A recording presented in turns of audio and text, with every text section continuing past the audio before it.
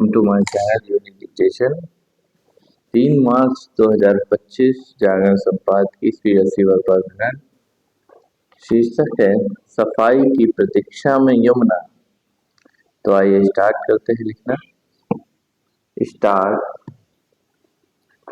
यह अच्छा तो है कि केंद्रीय जल शक्ति मंत्रालय यमुना को स्वच्छ करने के लिए एक नई योजना की रूपरेखा बना रहा है, लेकिन क्या ऐसी योजना तैयार करने के लिए दिल्ली में सत्ता परिवर्तन की प्रतीक्षा की जा रही थी? ऐसी कोई योजना तो पहले भी बनाई जा सकती थी। प्रश्न यह है कि ऐसा क्यों नहीं किया गया?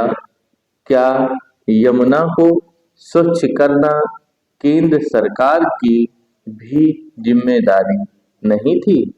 केंद्रीय जल शक्ति मंत्रालय की पहल पर भले ही यह कहा जा रहा हो कि यमुना की सफाई के काम को एक अभियान का रूप दिया जाएगा और उसे एक निश्चित समय सीमा में स्वच्छ किया जाएगा, लेकिन इस पर भरोसा करना इसलिए कठिन है क्योंकि यमुना केवल दिल्ली में ही प्रदूषित नहीं है। दिल्ली में प्रवेश करने के पहले ही वह प्रदूषित होनी शुरू हो जाती है। दिल्ली से लगते हरियाणा के इलाकों में कई कारखानों का बिना शोधित जल उसमें डाला जाता है। आखिर हरियाणा सरकार अपनी सीमा में यमुना को प्रदूषित होने से बचाने के अपेक्षित उपाय क्यों नहीं कर सकी? यह ठीक नहीं कि दिल्ली में आम आदमी पार्टी के शासन के दौरान यमुना की सफाई का एजेंडा राज्य और केंद्र के झगड़े में उपेक्षित बना रहा। नदियों को साफ स्वच्छ करने को दलगत राजनीति का प्रश्न नहीं बनाया जाना चाहिए, इसलिए और भी नहीं क्योंकि अपने देश में अधिकांश नदियां बुरी तरह प्रदूषित हैं। उन्हें प्रदूषण से मुक्त करने में न तो राज्य सरकारें सफल हो पा रही हैं और न ही केंद्र। स्थिति यह है कि नदियों को प्रदूषण से बचाने के लिए आवश्यक बुनियादी काम भी नहीं हो पा रहा है।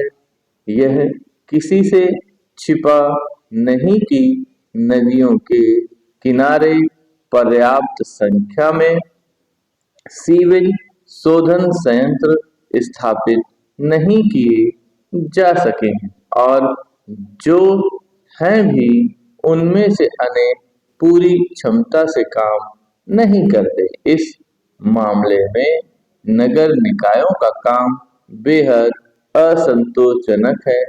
यही स्थिति प्रदूषण रोधी एजेंसियों की भी है, क्योंकि कल कारखानों को भी विषाक्त जल नदियों में छोड़ने से नहीं रोका जा पा रहा है। इसका मूल कारण नौकरशाही की लापरवाही और सरकारों की ओर से राजनीतिक इच्छा शक्ति का परिचय ना दिया जाना है। इसकी अनदेखी नहीं की जा सकती कि गंगा को भी पूरी तरह प्रदूषण मुक्त नहीं किया जा सका है।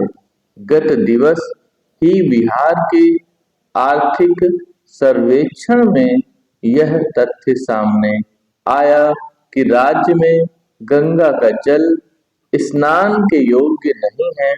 जब देश की सबसे प्रमुख नदी की यह स्थिति है, तो इसका अनुमान लगाया जा सकता है कि अन्य नदियों का क्या हाल होगा।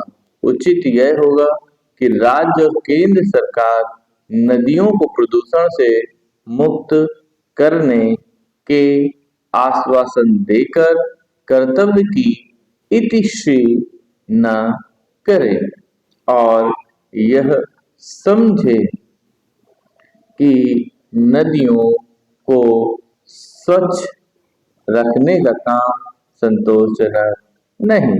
समाप्त।